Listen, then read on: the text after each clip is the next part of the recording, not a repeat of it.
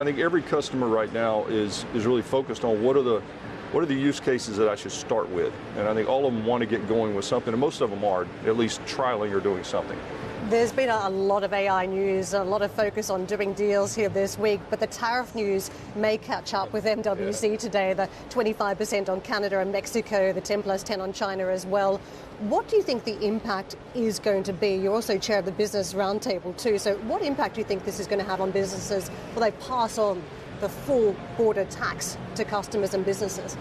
Well, I think it's too early to tell, and I think it's going to vary. The answer to that question is going to vary based on how long do these stay in, because they're still negotiating, right? If you read, they've been making progress, and I'm hopeful that these tariffs that have been put in will just keep the pressure on both sides, hopefully, to get to resolution on the issues that exist, and that's the best case. Other companies I know are building mitigation plans to try to avoid the tariffs by readjusting supply chains. And I'm sure there'll be some aspect where it'll be passed through to the consumer and or the business in the United States. But hopefully we get these deals done and we can avoid that. What about Cisco directly? You've got complex supply chain. Does it hurt the business from here? Well, we've been doing a lot of work since these were signaled a while back. We have a supply chain team that Gartner's ranked in the top 2 or 3 for about 5 years in a row. So they're very good at what they do. If you reflect back on the China tariffs that were put in, I think in 2018, our teams have done work that have now mitigated over 80% of those tariffs. So they're very good at reacting and figuring out what we need to do.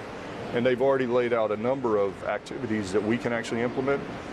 And we wanted to wait until we saw these tariffs actually get deployed before we start, because some of them are expensive for us to do, but they're one-time costs to get it done. And we'll probably give this thing a few more days and see how it plays out, but there's certainly actions we can take. Trump is also tackling the supply chain from the chip side. The TSMC announcement overnight about another investment, 5 new facilities.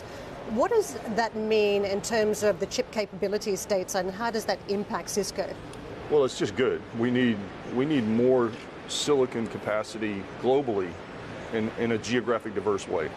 And so having TSMC, who we use to fabricate our silicon that we design, just having more capacity is just good.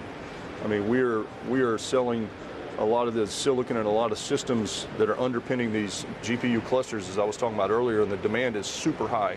So we need more capacity, so it's all good.